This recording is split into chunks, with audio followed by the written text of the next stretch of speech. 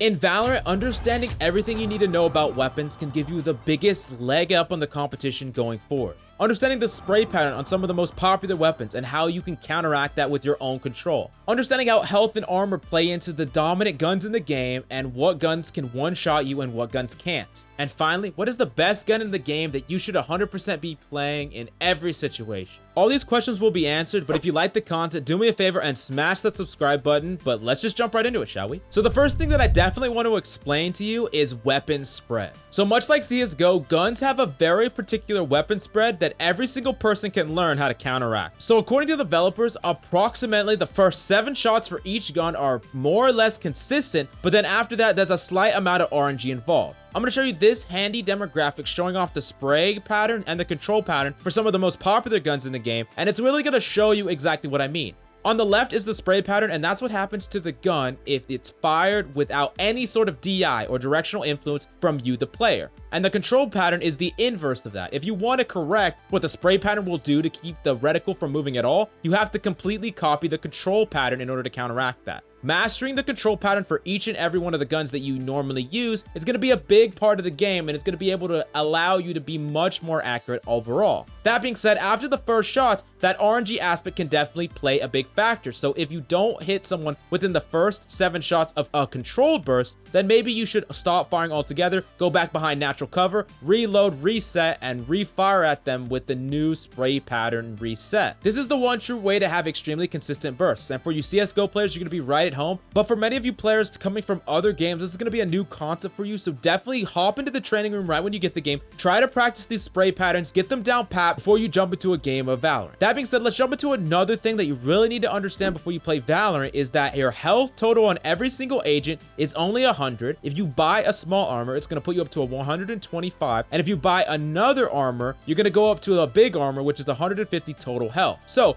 you want to know exactly what weapons can actually kill you, even when you have max health, because most of the time everyone's going to go for the max health. So let's break down the guns that is really important for you to know right off the bat. So the first thing let's break down is the snipers. So there's 2 snipers on the list, and both of them will one-shot headshot easily. Even if they're at full HP, they both do over 200 damage. But that being said, the operator will actually do 150 damage to the body. That's right, this weapon will one-shot in the body, so it's extremely powerful. It's the only gun on the entire list that will one-shot in the body, doing 150 damage. However, what's important to understand about the operator is that it is by far the most expensive gun. 4,500 credits is insanely expensive. And you might be saying, this matches what an op would be in CSGO, so it's obviously not that expensive. It's worth it in the long run if you could get some picks with it. This might be true that it might be worth it if you can hit your shots, but understand that a game like Valorant, where there's always things that you could spend extra money on, abilities pile up like crazy and some abilities stack, so you're always going to have things that you definitely want to spend your money on. And on top of that, with all of this LOS blocking abilities, it's going to be hard to look down long hallways without getting your sight line alterated. So this means that all in all, this gun might not be as good as it first seems, especially with that really expensive price tag. However, if you could set up in the proper position or play a character that can get to the high ground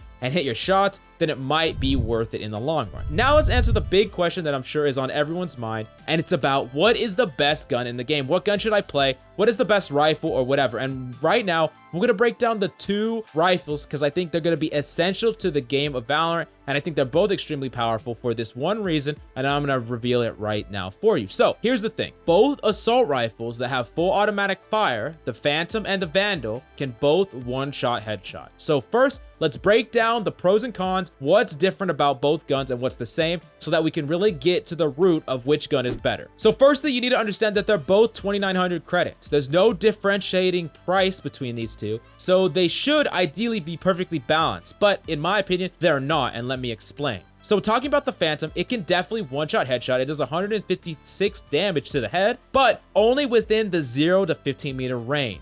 Unlike the Vandal, which does 156 damage in the head from 0 to 50 range. That's right, more than 3 times the range of the Phantom, the Vandal one-shot headshots. Well, if you compare it to the Phantom stats, after you get past that 50 meter range, it only does 140 to the head. And then after the 30 meter range, it only does 124 to the head. Doesn't even kill someone that only has small armor. This might seem like the Phantom is just so much worse than the Vandal. And in a lot of ways it is, especially if you have that perfect aim, if you're trying to get that perfect shot from long range. but there are some things about the Phantom that are actually good about it. So let me give it its credence. Let me actually tell you all the things that's good about it so you can make the decision for yourself. So the thing about Phantom is its fire rate is 11 rounds per second versus the Vandal that only does 9.25 rounds per second. So it is significantly faster fire rate. And then on top of that, it has a magazine of 30, while the Vandal only has a magazine of 25. So it does have more fire rate and more magazine. That means at close range fights, as long as you're in that 50-meter range, then it will always be the better gun if you're in that 50-meter range. And because of the map dynamic and because of maybe your character and your kit, you can create scenarios where you're always in a close range fight. That being said, in my opinion, if you are a really good shot and you want that first shot accuracy and you really like being able to one-tap people across the map, you're really accurate, you want to play the best pound for pound gun, in my opinion, it is the Vandal by far. I think the Vandal is going to be the best gun in the entire game, stats-wise, overall. Being able to one-shot headshot from 50 meters away is insanely powerful. You could be holding a tiny little corridor, one-shot someone the second they peek, the second they stop. You can hold that angle. There's no peek disadvantage in this game, so you can make sure that you win that matchup. So, in my opinion, the best assault rifle is the Vandal, and it's probably just the best gun in the game, cost to stats ratio, and it's going to be a gun that every single person is probably going to use. A lot of these numbers could potentially be changed, but they've been balanced for quite some time, so I don't really predict it. Let me know your thoughts. Tell me if you really agree with me about the Vandal, or do you think that the Phantom is actually secretly better than the Vandal? You gotta let me know in the comments down below. Anyways, I hope this guide has been extremely helpful for you, helping you know the spray patterns, what assault rifle is the best, what weapons can one-shot, and how price is involved in all that. If you agree, disagree, or have any questions, definitely let me know in the comments down below. Do me a favor and smash the subscribe button if you found this information even the least bit helpful. That's all I have for you today. I'm Coach Mills, and until next time,